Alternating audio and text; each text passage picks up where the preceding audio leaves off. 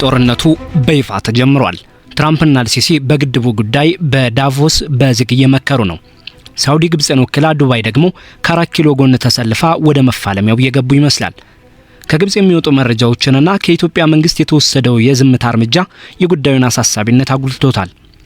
ትራምፕ የህዳሴ ግድቡ ላይ አይናቸውን ጥለዋል። አነጋጋሪው መፍትሄያቸው ደግሞ ኢትዮጵያውያንን እያስቆጣ ሆኗል። አሜሪካ በግድቡ ጉዳይ ወሳኝ ቦታዎች እንዲሰጣት የጠየቀው የትራምፕ ንግግርና የዳቮስ የትራምፕና የአልሲሲ ስብሰባ ምን ይዟል? በዝርዝር ይዘነዋል። አብራችሁን ቆዩ። በስዊዘርላንድ ዳቮስ በበረዶ በተሸፈኑት እጅግ ማራኪ ተራራማ ስፍራዎች መካከል የአሜሪካው ፕሬዝዳንት ዶናልድ ትራምፕና የግብፁ ፕሬዝዳንት አብዱል ፈታህ አልሲሲ ባደረጉት የግል ስብሰባ በአባይ ወንዝና በታላቁ የኢትዮጵያ ህዳሴ ግድብ ዙሪያ ለረጅም ጊዜ ሲብላላ የቆየው ውዝግብ ወደ አዲስና አደገኛ ምዕራፍ መሸጋገሩን የሚያሳብቅ ክስተት ሆኖ ተመዝግቧል። ይህ በዓለም አቀፍ የኢኮኖሚ ፎረም ጎን ለጎን የተካሄደው ስብሰባ ተራ ዲፕሎማሲያዊ የሀሳብ ልውውጥ ብቻ ሳይሆን ወደ ብዙ ዘርፈ ብዙ ቀጠናዊ ግጭት የተቀየረው ትዕይንት የመጀመሪያው ይፋዊ ማስጠንቀቂያ ደውል ነበር። የሁለቱ መሪዎች ውይይት በዋናነት ያተኮረው በአሜሪካ መሪነት የሚካሄደውን የህዳሴ ግድብ ድርድር እንደገና በማንቀሳቀስ ላይ ሲሆን ይህም የውሃ ደህንነት ጉዳይን ከእስራኤል፣ ከተባበሩት አረብ ኤሚሬትስ፣ ከኤርትራና ከሳውዲ አረቢያ ጋር ከተያዙ ሰፋ ያሉ የጂኦፖለቲካዊ እንቅስቃሴዎች ጋር በማስተሳሰር ነበር። በአሁኑ ወቅት በአባይ ተፋሰስና በቀይ ባህር አካባቢ ያሉ ጥምረቶች እየጠነከሩና ስልታዊ ጥቅሞች እየተጋጩ በመሆናቸው ቀጠናው የውሃ ፍሰት የኃይል ሚዛኑንና የወታደራዊ አሰላለፉን ወደሚወስንበት ከፍተኛ የግጭት አፋፍ ላይ ይገኛል። ከ6650 ኪሎ ሜትር በላይ ርዝመት ያለውና በ11 ሀገሮች ውስጥ የሚኖሩ ከ300 ሚሊዮን በላይ ሰዎችን ህይወት የሚደግፈው የአባይ ወንዝ ለዘመናት ለግብፅ የህልውና መሰረት ሆኖ ቆይቷል። ግብፅ 97 በመቶ የሚሆነውን ንጹህ የውሃ ፍላጎቷን የምታሟላው ከዚህ ወንዝ በመሆኑ ጉዳዩን ከህልውና ጋር ታስተሳስረዋለች። በሌላ በኩል በኢትዮጵያ ውስጥ የተገነባው የህዳሴ ግድብ ለአዲስ አበባ ትልቅ ትርጉም አለው። አገሪቱን ወደ ላቀ ደረጃ የሚያሸጋግር ግዙፍ የመሰረተ ልማት ፕሮጀክትም ነው። ከ10 ዓመታት በላይ በፈጀ ግንባታና ከ5 ቢሊዮን ዶላር በላይ በሆነ ወጪ የተጠናቀቀው ይህ ግድብ 74 ቢሊዮን ሜትር ኪዩብ ውሃ የመያዝ አቅም ያለው ሲሆን እስከ 5150 ሜጋዋት የኤሌክትሪክ ኃይል ለማመንጨት ታቅዶ እየተገነባ ነው። ይህ ውጤት የኢትዮጵያን የኃይል አቅርቦት በሁለት እጥፍ ሊያሳድግና ለጎረቤት ሀገሮችም ኤሌክትሪክ ለመላክ የሚያስችል አቅም የሚፈጥር ነው። ከ120 ሚሊዮን በላይ ህዝብ ላላትና የኤሌክትሪክ ተደራሽነቱ 50% አካባቢ ለሆነው ኢትዮጵያ ግድቡ የኢኮኖሚ ልማትና የኃይል ዋስትና ዋና ማዕከል ነው። ይሁን እንጂ የታችኛው ተፋሰስ ሀገሮች የሆኑት ግብፅና ሱዳን የግድቡን መኖር እንደ ቀጥተኛ ስጋት ይመለከቱታል። መደበኛ ያልሆነ የውሃ መልቀቅ ድርቅን፣ የጎርፍ መከላከል ችግርንና የግብርና መስተጓጎልን ሊያስከትል ይችላል በሚል ከፍተኛ ስጋት አላቸው። የግብፅ ዓመታዊ የውሃ ጉድለት በአሁኑ ወቅት በግምት 54 ቢሊዮን ሜትር ኪዩብ የደረሰ ሲሆን በቅኝ ግዛት ዘመን በነበሩ ስምምነቶች የተወሰነው የ55.5 ቢሊዮን ሜትር ኪዩብ የውሃ ድርሻ ከህዝብ ቁጥር መጨመርና ከአየር ንብረት መለዋወጥ ጋር ተዳምሮ በቂ ሆኖ አልተገኘም። ስለ ግድቡ የሚደረጉ ድርድሮች ኢትዮጵያ ለቅድመ ምክክር ግንባታ ከጀመረችበት ጊዜ ጀምሮ በተደጋጋሚ ሲስተጓጎሉ ቆይተዋል። የተግባር እንደ ቅድመ ማስጠንቀቂያ እና ከፍተኛ ጉዳት አለማድረስ ያሉ ዓለም አቀፍ የውሃ ህግ መርሆችን ይጥሳል በሚል ሲተች ቆይቷል። በግብፅ በኢትዮጵያና በሱዳን መካከል የተፈረመው የመርሆች መግለጫ ትብብርን ለማጎልበት ያለመ ቢሆንም አስገዳጅ የአሰራር ደንቦችን ማውጣት ሳይችል ቀርቷል። በአፍሪካ ህብረት መሪነት የተካሄዱት ንግግሮችም በጋራ መተማመን እጥረትና እርስ በርስ በመካሰስ ምክንያት መቋጫ ሳያገኙ ፈርሰዋል። በዚህ መሃል ኢትዮጵያ የግድቡን የውሃ ሙሌት በአንድ ወገን ውሳኔ ቀጥላበት 5 ምዕራፎችን በማጠናቀቅ የግድቡን የውሃ ይዞታ 85 በመቶ አድርሳለች። በቅርቡ በሱዳን የተከሰተው የጎርፍ መጥለቅለቅ ለግብፅ ጥሩ መከራከሪያ ሆኖላታል። ነገርየው የግድቡ መኖር ሱዳንን መታደጉ ሳይረሳ እንዲሁም ግብፅ መደበኛ ያልሆነ የውሃ ፍሰትን ለመቆጣጠር የቶሽካ መተንፈሻን ለማንቀሳቀስ መገደዷ ስጋቱን ይበልጥ አባብሶታል። የግብፅ ባለስልጣናት በሞኖፊያና በብሔራ ግዛቶች ውስጥ የደረሰውን የመሬት መጥለቅለቅ በመጥቀስም የጉዳቱን መጠን በዝርዝር አስቀምጠዋል። በአሁኑ ወቅት ግብፅ በየዓመቱ 114 ቢሊዮን ሜትር ኪዩብ ውሃ የሚያስፈልጋት ሲሆን በእጇ ላይ ያለው ግን ከ60 እስከ 61 ቢሊዮን ሜትር ኪዩብ የማይበልጥ በመሆኑ ከፍተኛ የሆነ የውሃ እጥረት ውስጥ ትገኛለች ብለው ይከሳሉ።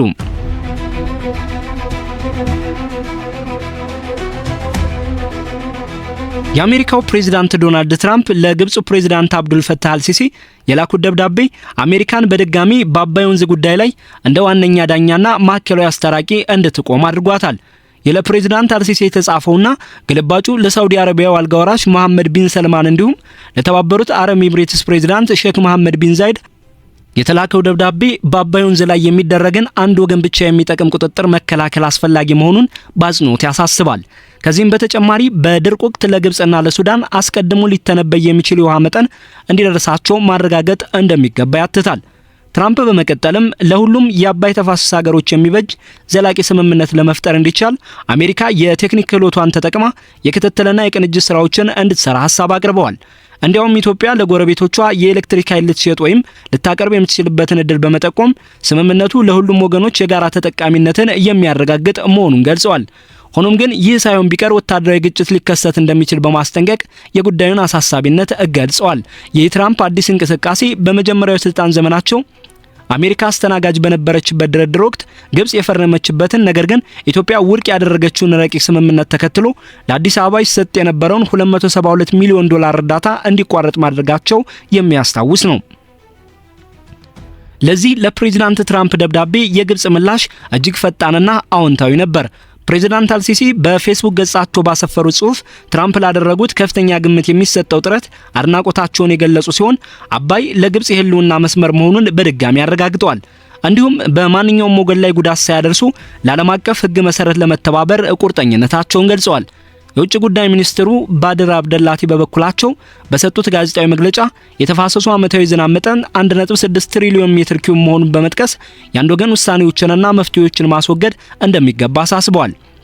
የሱዳን የሽግግር ሉዓላዊ ምክር ቤት ኃላፊ አብዱል ፈታህ አልቡርሃንም በኤክስ ማህበራዊ ገጻቸው ባስተላለፉት መልእክት መብቶችን የሚያስከብሩና የቀጠናውን መረጋጋት የሚያረጋግጡ ዘላቂ መፍትሄዎችን ለማግኘት የቀረበውን ይህን ተነሳሽነት ደግፈዋል።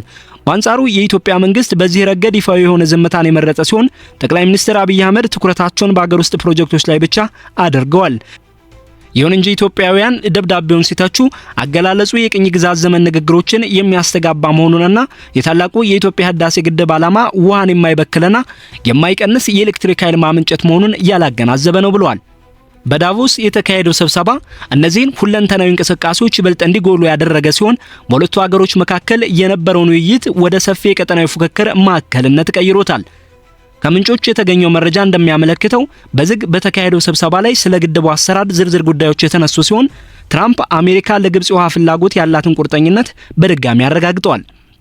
በተጨማሪም ግድቡን በበላይነት ለመቆጣጠር የሚያስችሉ የአሰራር ዘዴዎች ላይ ውይይት ተደርጓል። ይህም ትራምፕ ቀደም ሲል አሜሪካ ለህዳሴው ግድብ በሞኝነት የገንዘብ ድጋፍ አድርጋለች በማለት ከዓለም ባንክ ቀጥተኛ ያልሆነ ተሳትፎና ካለፉት የእርዳታ ድጋፎች ጋር በማያያዝ የሰጡትን አስተያየት የሚደግፍ ነው። ይህም ዋሽንግተን በውጤቱ ላይ ተጽዕኖ የመፍጠር መብት እንዳላት የሚያሳይ አቋምም ነው።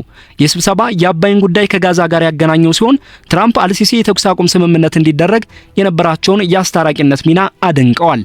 ይህም በውሃ ረገድ የሚደረጉ ስምምነቶች ግብጽ በመካከለኛው ምስራቅ መረጋጋት ረገድ ለምታደርገው ትብብር እንደ እከከይ ልከክልህ አይነት የጥቅም ልውውጥ መሆኑን የሚጠቁምም ነው። ይህ በዳቮስ የተጀመረው አዲስ የዲፕሎማሲ ምዕራፍ የአባይን ጉዳይ ከተራ የውሃ ውዝግብነት ባለፈ ወደ ዓለም አቀፍ የስትራቴጂክ ሽኩቻ ቀጠናነት እየቀየረው ይገኛል። በትራምፕ አስተዳደር የሚመራው የአሜሪካ ዳኝነት በቀጣይ ዓመታት በቀጠናው የሚኖረውን የፖለቲካና የወታደራዊ አስተላለፍ እንዲሁም በኢትዮጵያ በግብጽና በሱዳን መካከል ያለውን ግንኙነት በእጅጉ እንደሚወስኑ የሚጠበቅ ሲሆን የውሃ ደህንነት ጉዳይ አሁንም የውጥረቱ ማዕከል ሆኖ ይቀጥላል።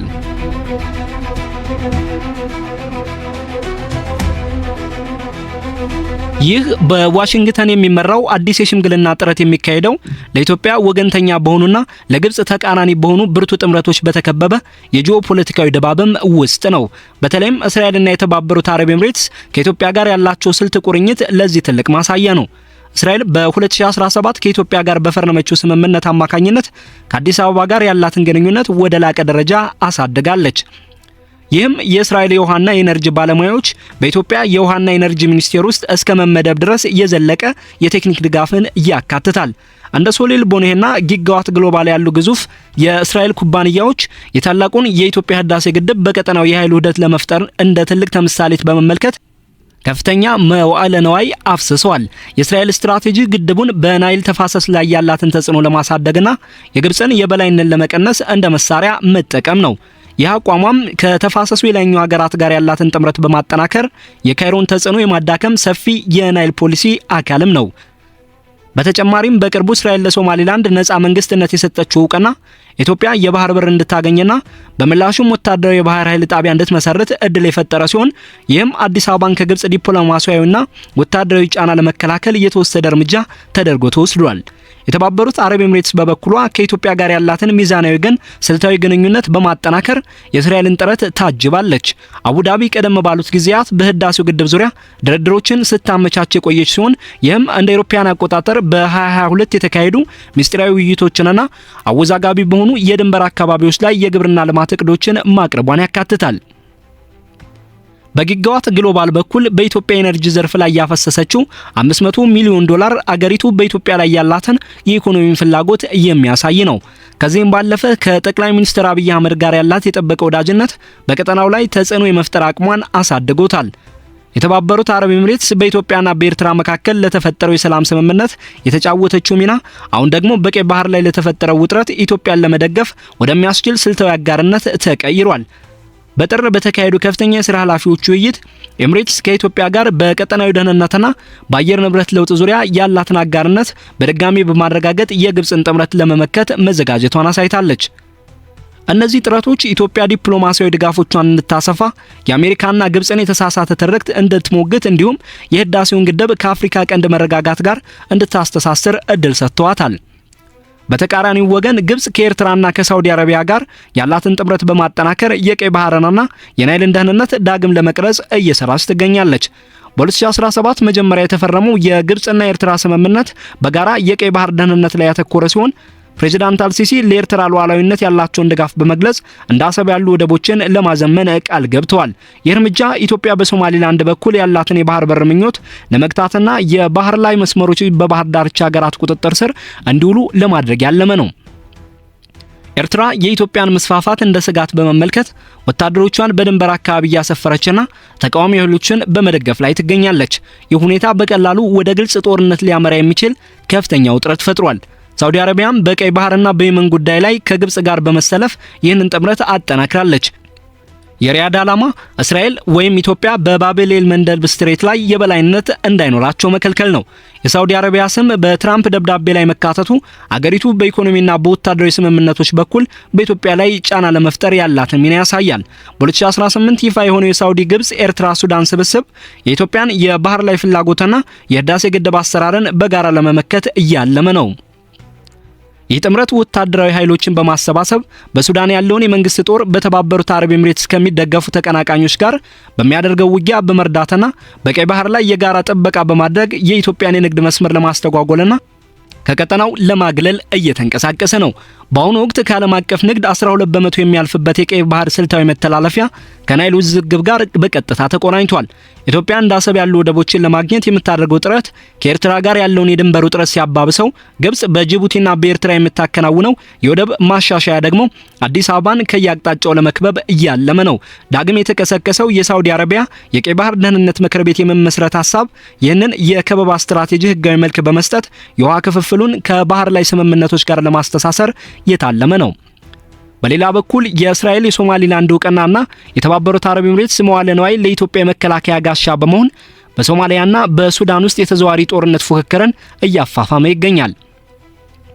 እነዚህ አሰላለፎች በቀጠናው ላይ ሰፊ ያለመረጋጋት የመፍጠር አደጋ አላቸው። በሱዳን ውስጥ ያለው የእርስ በርስ ጦርነት ግብጽ የመንግስት ጦርን ስትደግፍና ኤምሬትስ ደግሞ የፈጣን ድጋፍ ኃይሉን ስታግዝ ጉዳዩ የናይል ተፋሰስ ተዋናዮችን ወደ ግጭቱ እንዲገቡ ሊያደርግ ይችላል።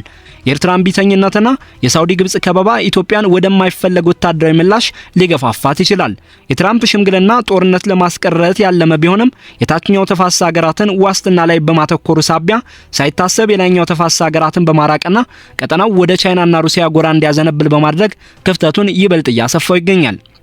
የዳቮስ ስብሰባ ሲጠናቀቅ የአባይ ውሃ ወደ እርግጠኝነት በጎደለው አቅጣጫ መፍሰሱን ቀጥሏል። የታላቁ የኢትዮጵያ ህዳሴ ግድብ ስራውን በመጀመሩና የቀጠናው ጥምረቶች ይበልጥ በመጠናከራቸው ከካይሮ መስኖች እስከ አስመራ የባህር ዳርቻዎች ያሉት የውጥረት መስመሮች ዲፕሎማሲያዊና ተዘዋዋሪ ጦርነቱ መጀመሩን ያበስራሉ። የቀጣዮቹ ወራት ሂደት ሽምግልናው ልዩነቶችን ያጠባል ወይስ ይበልጥ ያሰፋዋል የሚለውን የሚፈትን ሲሆን ቀይ ባህርና አባይ ተፋሰስ ደግሞ የተጽዕኖ የበላይነትና የህልውና ትግል አውድማ መሆናቸው የማይቀር ነው።